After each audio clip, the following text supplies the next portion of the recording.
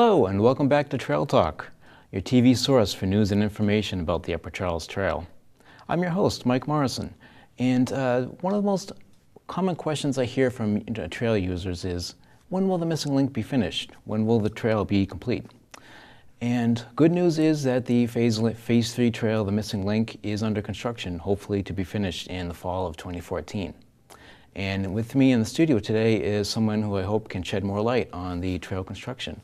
This is Reno DeLuzio, Chairman of the Milford Trails Committee. Reno, thanks for being here today. Nice to be with you, Mike. Thank you. So before we get too much into the Phase 3 construction, I'd just like to speak a little bit about the Milford Trails Committee. Last time we spoke with Pat Rosenthal and Margaret Myatt of the Friends of the Trail, and I'd like to speak about what the differences are between the committee and the Friends organization, what the different responsibilities are. Yeah, Mike, some 15 years ago, the selectmen established the Milford Upper Charles Trail Committee with the purpose of developing the Milford section of an envisioned 25 multi-town loop trail. And I happened to be town planner at that time, and so the committee decided that I should be the chairman, and I've been the chairman ever since.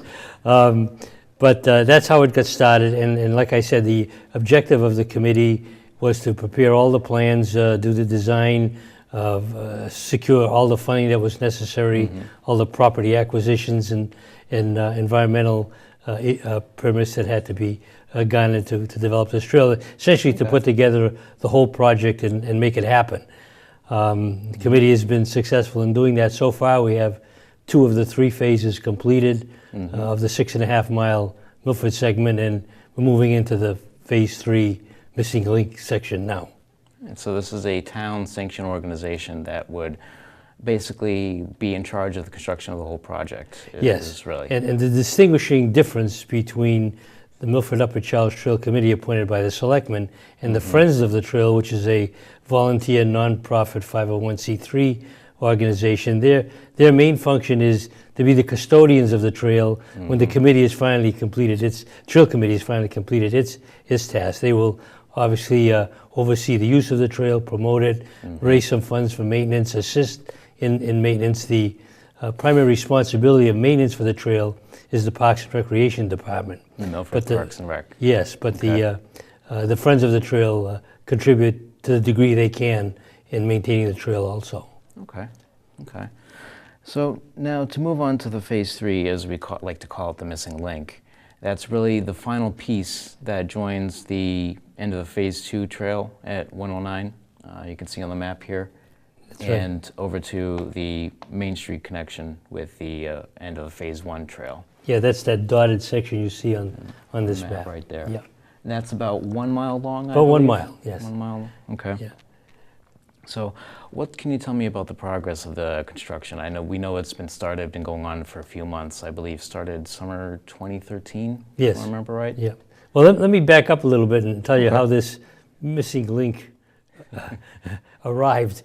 We initially had this trail from border to border, from Hopkinton through Milford to the Holliston town line, as two basic phases, Phase 1 and Phase 2, each about a little over 3 miles. And in the course of developing those plans, the selectmen revived an old issue of doing an alternate road to Main Street, and part of that was going to use that part of the corridor that we now call the missing link. So we had to take that out for the time being, hoping that the roadway with bike lanes would be developed, and we still have a contiguous, unbroken trail. Well, time went by, 4 years or so, and that alternate route project had not progressed. So my trail committee said we ought to do something. And so let's at least develop an interim path. And it got to be called the missing link, because we have what you see in red there, all built here and there, and what's missing is that 1 mile in between the connector two. And that's under construction now, as you said.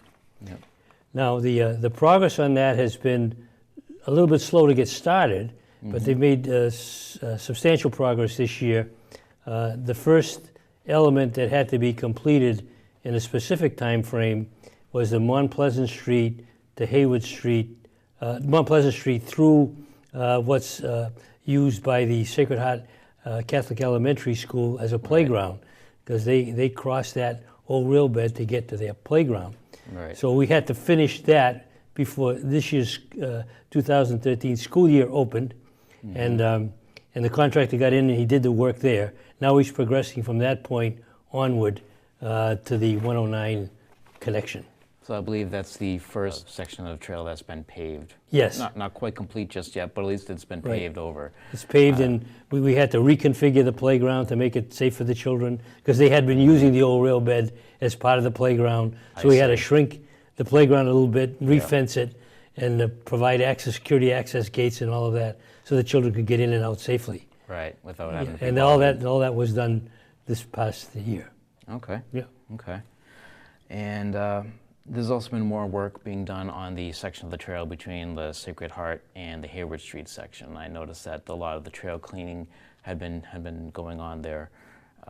It's actually quite a bit of work, it seems to have gone in there. Some trees had to be felled, and quite a bit. And so, was that also the old rail bed that was there? Yes. Yep. Okay. Yeah, that was the old rail bed that ran from Holliston to Milford. I see. Now, mostly on that old rail bed, the town made a land swap when Hannaford's shopping plaza was developed. I see. They took some of the old rail bed, and other land was provided to divert a section around it, which ends up now on what's called Veterans Memorial Drive. Veterans Memorial Drive, that finally connects to the 109 section that goes to Holliston. Okay. So we dealt mostly with the old rail bed, except several hundred feet before we get to Veterans Memorial Drive. Okay. Okay.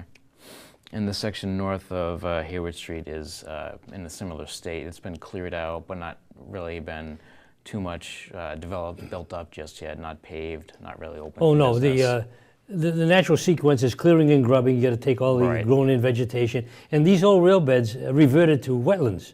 So now we had to deal with the Wetlands Protection Act, because now we would disturb what was originally drainage ditches on the side of the old rail bed. Now are official wetlands. So we had to protect those wetlands as we now developed on the old rail bed, which made the project a little bit more complicated from an environmental permitting point of view. But we satisfied all those requirements. Good. And so when the contractor got in and started his next phase, which is excavating the poor soils in the area, protecting the wetlands, obviously, and putting in a gravel base, that's all been completed. Again, up to probably several hundred feet before Veterans Memorial Drive, where he ran into substantial ledge. So that next piece has to be blasted out so we can get through that rocky area. Almost literally ran into a brick wall. Yeah, that's right. So he did as much as he could with his standard excavating machinery, but now he's got to get the blasting company in to take some of that ledge out of the way. I see. And so once we get past that point, it's more of a standard clear out the trail, the overgrowth that's been there, and build up the asphalt surface. Yep. And Yep. Okay. Yep. And so the final path of it is, would you say, run from the corner of Aries Way and Veterans Memorial Drive, where it takes that right turn, and then follow along the side of the road up to 109? Yeah, well, really, remember now, we call this an interim path. Okay. So initially, the plans were developed for basically a pro bono effort, where we would try to get local contractors and volunteers to build a trail, because as long as this alternate route was on Mass Highway's radar screen, they wouldn't fund this missing link. The town had to decide one or the other approach, and so that decision wasn't made, and we developed this. It was probably going to be a gravel path. So the plans were developed to the extent where we would have a temporary sort of interim connection, and then when the roadway was built, they would build the roadway with bike lanes on either side, or bike lanes on one side, and we'd have a contiguous path. So now a private contractor, for consideration he got from the town under the zoning bylaw, decided to do this project. We even before that, we developed the plans, another revision of the plans to have it paved. So this section will now be paved. Originally, it probably wasn't going to be. maybe a stone dust surface, but At now first, we'll have a paved surface. So there were plans at one point, a few years ago maybe, to have it be like a temporary thing until the whole roadway could be built for cars going through, and then the bike lane on one side. Yeah. Now that plan sort of fallen by the wayside, or just is not under consideration at this point? Well, no, now we have a design that's being constructed to the same level of quality as the trail that's on the ground now. Some trails decide to use a stone dust surface. Our committee decided to pave it because at that point, years ago, there wasn't really a good stone dust specification. Trails were having problems with it. So we know paving, we know how to deal with that. Right. The highway department does it all the time. It's very predictable. That's so, true. And the fact that the trail was being paid for 90% by federal and state funds, the town is putting in less than 10% of this $6.2 million project. We decided to go with the paving. And now this contractor that's building this 1 mile section is carrying that paving as well. Okay. So now we get out to Veterans Memorial Drive. Yep. And because it was an interim path, we were going to just have marked. Veterans Memorial Drive has a sidewalk on one side and no sidewalk on the other side. Nothing. So we were going to have road markings and the existing sidewalk as the connection to the 109. But since now we're having it developed, we're having paved, sidewalks on both sides. Paved sidewalks will be on both sides. So as you're coming in, you'll use one side. As you're going out, you'll be on the other side of Veterans Memorial Drive. So it's like it's a split, two lane on either side now of Veterans Memorial Drive. Okay, because I noticed some of the overgrowth have been cleared on the one side that doesn't currently have a on the sidewalk. Hannaford side. The Hannaford side, That's yes. right, yes. The side's been cleared out, and a lot of trash been picked up and so forth. So now that's going to be a paved path out to Route 109. So we have paved paths on both sides of 109. Excellent. I mean, Excellent. Veterans Memorial Drive. Yeah. And it's going to tie into the existing part that's kind of like a stub end on this side of 109. It's just like, 50 feet or so. That's right there. Yep. Going to tie right into That's that. Right. When we developed the Phase 2 trail that went from Route 109 to Holliston, that red section there, part of that scope of work was to get that traffic signal in on 109 and then back up behind Friendly's. Friendly's gave us an easement so trail users can park in their parking lot. So that's a trail termination point of some sort. And so we brought the trail up to the Friendly's parking lot. Now we have to this missing link now will connect to that point. Connect to that point, yeah. Okay, excellent. Now earlier you mentioned that a lot of it had been paid by Mass Highway, was it? Federal Highway Administration, and Massachusetts Department of Transportation. Okay, and was that for all three phases of the trail or just the first two? Well, the first two included this missing link. Then we had to take it out. So, that's right. Yeah, that's they were going to fund $2-3 million segments for the bike trail. But when we took the missing link out, they agreed to still fund Phase 2 with the missing link to be determined, either as an alternate route or a standalone trail. So, the funding comes from Federal Highway Administration has a program called Transportation Enhancement Programs. It's not part of the standard roads and bridge program. It's a set aside, and each state gets a chunk of that set aside for alternate transportation modes, and bike trails fit in that category. So we were able to apply for those grant funds. We got a couple other grants too from other state granting sources.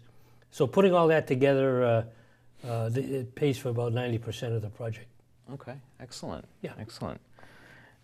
Were there any major problems that had occurred during the trail development? At least for starters, let's talk about the Phase 3. We already mentioned the granite ledge, or I believe it was granite ledge, that kind of blocked the construction so far. Anything else of note that you can think of? Well, even that is not major. We've had problems with developing Phase 1 and Phase 2. Once you get in, you can only do so much with soil testing and engineering surveys. And then when you get into the ground, you really find pipes that don't show up on any plan that are in the ground. And we had to move gas pipes on Pond Street because nobody knew they were there. Weren't on any maps. No. So you always they're surprises, but they're not insurmountable. It just means you got to do some more work than you had anticipated. Right. So in phase 3, the missing link, we haven't had many major problems at all. The rail bed was in pretty good shape, as I mentioned, near the Sacred Heart playground. Right. It was already a access path there, and even just going out to Hayward Street it's elevated, so it's mostly clearing and grubbing the vegetation that grew, and then going out from Hayward Street to Veterans Memorial Drive was mostly wetland issues that we had to deal with, a little bit different than what we expected, but those have been handled as well. So like I say, there hasn't been any showstoppers. It's just when you get in the ground, there's surprises and you got to do a little bit more work. But we do have, I'd like to say, 3 issues on developing the trail that were, I would say, firsts. One of them had to do with negotiations with National Grid, because in this section going to Holliston, we have a 1-mile segment there that runs under the National Grid power line. Right. And there hasn't been, as far as we could tell and National Grid could find, there was no precedent for granting property rights under their right-of-way for this kind of activity. They allow crossing of their right-of-way, but nothing down the length. And they initially had something there so the trucks could get Oh to yeah, their they had a distribution gravel lines. road so they could maintain the power line. Right. And of course, everybody agreed that the trail would be an enhancement for them because they would have now a paved path that would make it easier. Yeah. So all the engineers agreed, but then you get the lawyers together, and that's a whole different story. That's exactly, a whole different set of considerations. Right. So we spent 4 years negotiating with National Grid to get a 99-year renewable lease. Excellent. And that was approved by Federal Highway because they're funding it. It was approved by Mass Division of Transportation and the town of Milford and National Grid. So 4 parties had to agree to the conditions of that lease agreement. And now that's a model for, I get calls from other places in the country, how did you do it? National Grid refers them to me, and I have to say every situation is unique. You have to deal with them directly. And then we had the traffic signal issue. Yes, and all the major road crossings, 109 and Dilla Street, everything else. Yeah, Main this Street. trail will have 6 road crossings. The newest one now is Hayward Street. Right. And the Department of Transportation, at least District 3, did not have a specification for these flashing beacons. They're not stop signals. They're not allowed in between blocks. So flashing beacons are used all over the country for these kinds of trail crossings. But Mass Highway didn't have a spec. Right, you just wanted something to warn drivers that, yes, something's flashing, in the road. Flashing yellow to the driver, and then red to the trail users. So everybody wakes up that something's happening at the intersection. And they're automatically detected. You know, the trail users are automatically detected and the signal kicks off. But there was no spec. So the town had to hire engineers to design the project. That was our responsibility. And so our engineers worked with Mass Highway to develop a spec, which is now used throughout the Commonwealth. So that didn't exist, and we were the groundbreakers for that particular specification. And by spec, you mean like how the number of lights, the colors? Yeah, it's a very voluminous, the equipment and the signs. It has to be a generic spec so various companies could bid on the system. We happen to choose Cross Alert. So that was, those were 2 things. And the third one was a bylaw that regulates the use of the trail. We couldn't find a good model that had stipulated what's permitted, what's prohibited, and penalties for infractions. So our police chief, Tom O'Loughlin, developed a draft bylaw, got approved by town council, and we went to town meeting. Town meeting approved it. Now that's a model that's being used by other communities to develop their bylaws on how to use allowable uses and prohibitions on the bike trail. So like what you can do, like walking, biking, and no motorized uses. No motorized vehicles. And then there are fines and penalties for infractions. So we have some enforcement capability where if the bylaw didn't exist, you could tell people that they weren't behaving properly, but you couldn't enforce it. You couldn't levy fines. And I would say that we've had very little issues that we had to enforce the bylaw. People are mostly respectful of others on the trail, and you have a few incidences sometimes with dogs on the trail, but for the most part it's been trouble-free. That's great. And that's since 2007, we opened phase 1, and we're into phase 2014 now. And if you go look at the police reports, there's practically nothing there. Yeah, we had some car break-ins over the summer, but that was probably one of the few notable ones that we've seen.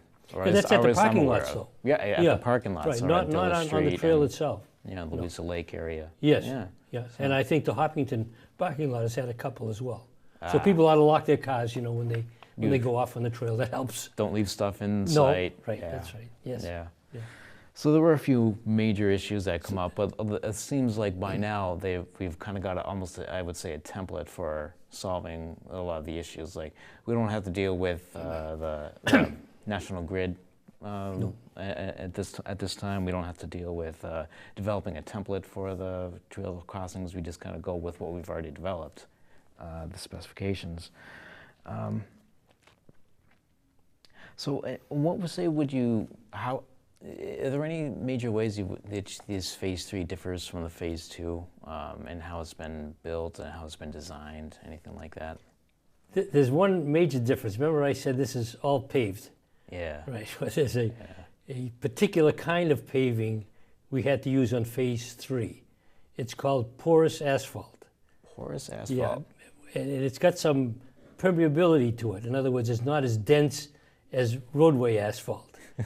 and really water drains through it. It's a hard surface. And now, remember I told you there were wetlands issues. Right. So we had to when we built this trail on phase 3, we had to maintain the same rate of runoff as existed in its overgrown state, basically. Wow. So there are some small areas where we have to replicate wetlands off the trail corridor on town land, adjacent to it, off of Carroll Street. The town owns a piece of land at the end of Carroll Street. Yep. So we had to do some wetlands replication there. And then the engineers said the only way we can keep the rate of runoff on the trail corridor once it's paved is to use porous asphalt. Now, we're not the first ones that use it. In fact, they're using it on some roadway projects that are going through environmentally sensitive areas that they can't have a lot of roadway runoff. So they're using this porous pavement. And this is with like car traffic going over, not just like right. bikes. No, it'll support car traffic. Okay, okay, so bikes and no problem. So in fact, this trail is built probably better than some of our roadways in Milford because we had to meet Mass Highway standards as well as federal highway standards. So we have very high standards for not only the base we put down, but the asphalt we use. And then even in National Grid, we had to put an additional inch of asphalt because they're heavy trucks to maintain the power line. The standard asphalt thickness wouldn't support it, so they got it would buckle. Instead of 3-inch asphalt, they got 4-inch asphalt. So those are the engineering issues that we ran into. But basically, the fundamental construction is all the same. So with all that being said, is what I said earlier, fall 2014, still applicable, or is there anything that you know of? No, that's perfectly reasonable. I mean, if the contractor has a commitment through the planning board to complete it by the end of October of 2014. Okay. Because of some agreement he got that's allowable under the zoning bylaw to allow him to develop his condominium development with some bonus units. Sure. If he gets that bonus permission, he has to do something substantial for the town. And some benefit, And this is about a $920,000 effort to build that 1 mile section. I see. So it doesn't cost him that much because he's using his own equipment and materials, so it costs him less. But still, if we were to go out to bid, it would be over $900,000 project. Right. Just coming almost. That we had no funds for. Right around that $1 million per mile figure. I've heard so much for a paved trail. It was a funny thing. When we estimated the cost 15 years ago, we thought it was going to be about $850,000 a mile. Not only us. See, Metropolitan Area Planning Council, which is our regional planning agency, they did a feasibility study of this 25-mile loop. The whole Upper Charles Trail. Yeah. And they came up with the conclusion that it was going to be about $850,000 a mile. And that was 15 years ago. Right. So, escalation and so forth. So we're still within that original estimate, in my view. We're too far off. Not too far, the data was very shaky when the estimate was made, but turned out to be almost right. let's just talk a little bit about your personal history with it. How did you get involved? You said you were the planning chairman at the time? No, Milford has 3 full-time positions that were important in developing this trail, in my view. Okay. We had a full-time town planner position, Okay. a full-time town engineer position, and a full-time town council position. Yep. And of course, with those positions in town, you could take on a project like this and get things done in real time, because those offices are available 5 days a week. Then they don't work at night, which most committees do, right? So, so when Bob Buckley, who was the chairman of the Conservation Commission, he was involved in the original studies. So when he approached the selectmen for Milford to take on its piece, I happened to be the town planner at that time. Okay. So they sort of volunteered me to spend some time on it. I don't have much choice in the matter. So I took on the challenge, and then I suggested a committee be developed. Right. And I suggested some appointees, and they took most of my suggestions. They had a couple of their own. So we started with a 21-member committee. At that time, it was beneficial to us to have a broad cross-section of the community on the committee, because it helps when you're applying for federal and state funds to have community support. So it was a large committee, which is sometimes unwieldable, but it was worth the effort. And then the committee, with attrition, has now boiled down to about 11 members. Okay. And it's been steady about that count now for a number of years. Okay. So yeah, so then the committee, I don't know if in their wisdom or what, decided to appoint me the chairman. So here I am, 15 years later. Yeah.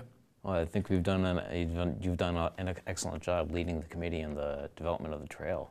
Thank you. It's been very satisfying too, Yeah. you know, to see the families out there using it, all ages, all groups, all abilities, very young Absolutely. children to very old, and those with handicap issues, because it's all American Disabilities Act compliant. You know, Yeah. None of our slopes are greater than 5% over any long distance. So I'm working with the Disability Commission as well, Yeah. make some improvements to satisfy their requirements. That's what the Friends are doing, some of that work too. They Yeah. work with the Disability Commission in the enhancement phase of the program, which comes once it's been built. We need to maintain it, make sure this stuff Right. doesn't, crumble away. Well, things do, over Yeah. time. And we decided, happens. some people are disappointed that we don't plow it in the winter. But yes. the committee decided, once you plow it, then you have to sand it, salt it. It deteriorates the pavement at a much more rapid rate. And all the So- markings on it tend to crumble away. Yes, right. And so from a cost maintenance point of view, we decided not to plow it, because, like I say, once you plow it, then you have to make it safe for people when there's ice storms and everything Right. else, because they depend on it. Yeah. So I see the cross-country skiers out there in the winter using it, so it gets winter use. Sure. There's definitely not far fewer bikers out there unless it's happened to be a dry, Right. dry day. Yeah. But I think it is a great benefit to the community. It really knits the place together with another trail that you can use to get from one place to the other without, contributing to our traffic woes. So I think it's a great benefit. So I think that was all I had for today. Thank you again for coming Good. out, Reno. It was a Thank pleasure, you. Michael. Thank you. All Anytime. right.